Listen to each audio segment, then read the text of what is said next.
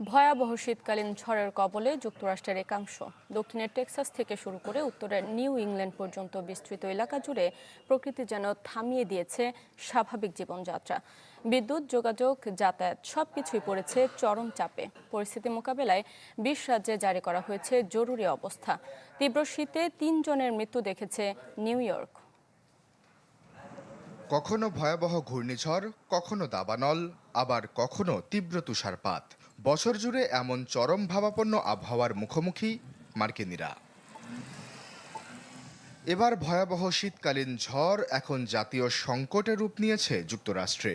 Texas থেকে new England পর্যন্ত বিস্তৃত প্রায় ১,৫০০ মাইল এলাকা জুড়ে তুষারপাত, বরফ জমা এবং হিমশীতল বাতাসে কার্যত অচল হয়ে পড়েছে স্বাভাবিক জীবন।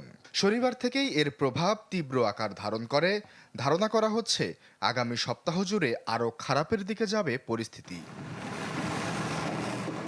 এই ঝড়ের সরাসরি প্রভাবে এরই মধ্যে বিদ্যুৎ বিচ্ছিন্ন অবস্থায় ১,৩০,০০০-এর বেশি মানুষ। সবচেয়ে বেশি ক্ষতিগ্রস্ত টেক্সাস ও লুইজিয়ানা। দক্ষিণাঞ্চলে ভারী বরফ জমে গাছ ও বিদ্যুৎ লাইনের ওপর চাপ সৃষ্টি করায় কর্তৃপক্ষের শঙ্কা, বিদ্যুৎ বিচ্ছিন্নতার সংখ্যা কয়েক লাখে পৌঁছাতে পারে এবং অনেক এলাকায় তা কয়েকদিন স্থায়ী হতে পারে। আবহাওয়া বিভাগ বলছে, পূর্বাভাস অনুযায়ী বরফ জমলে এটি তাদের ইতিহাসের অন্যতম বড় শীতকালীন বিপর্যয় হতে পারে। ঢালাইয়ের সেরা প্রিমিয়ার সিমেন্ট। ঝড়ের কারণে আকাশপথেও তৈরি হয়েছে ভয়াবহ অচলাবস্থা। শনিবার থেকে প্রায় ১৫,০০০ ফ্লাইট বাতিল হয়েছে এবং ঘন্টার ব্যবধানে হু হু করে বাড়ছে সে সংখ্যা। সড়ক যোগাযোগেও দেখা দিয়েছে মারাত্মক বিপর্যয়। বরফ ও হিমায়িত বৃষ্টিতে চলাচল অত্যন্ত ঝুঁকিপূর্ণ হওয়ায় বন্ধ করে দেওয়া হয়েছে একাধিক মহাসড়ক। এই পরিস্থিতিকে একটি অস্বাভাবিকভাবে বিস্তৃত ও দীর্ঘস্থায়ী শীতকালীন ঝড় হিসেবে আখ্যা দিয়েছে ন্যাশনাল ওয়েদার সার্ভিস। দক্ষিণ পূর্বাঞ্চলে দেয়া হয়েছে বিপর্যয়কর পরিস্থিতির সতর্কতা। আগামী ২৪ ঘন্টায় গ্রেট প্লেইনস অঞ্চলে রেকর্ড পরিমাণ শীত অনুভূত হবে বলেও আশঙ্কা করা হচ্ছে।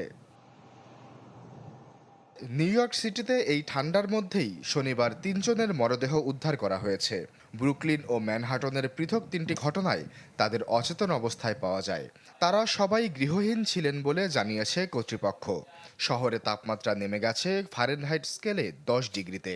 এই পরিস্থিতির কারণে নিউ ইয়র্ক সিটিতে কোল্ড ব্লু জারি করেছেন মেয়র জোহরান মামদানি, যাতে গৃহহীনদের জন্য জরুরি আশ্রয় নিশ্চিত করা যায়। ঘন্টায় ২ ইঞ্চি পর্যন্ত তুষারপাতের শঙ্কা করা হচ্ছে অঞ্চলটিতে।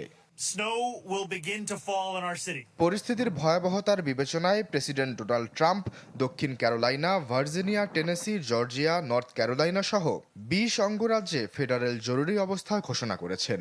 এতে রাজ্য সরকারগুলো দ্রুত ফেডারেল সহায়তা পেতে সক্ষম হবে। আশ্বাস চৌধুরী, চ্যানেল 24।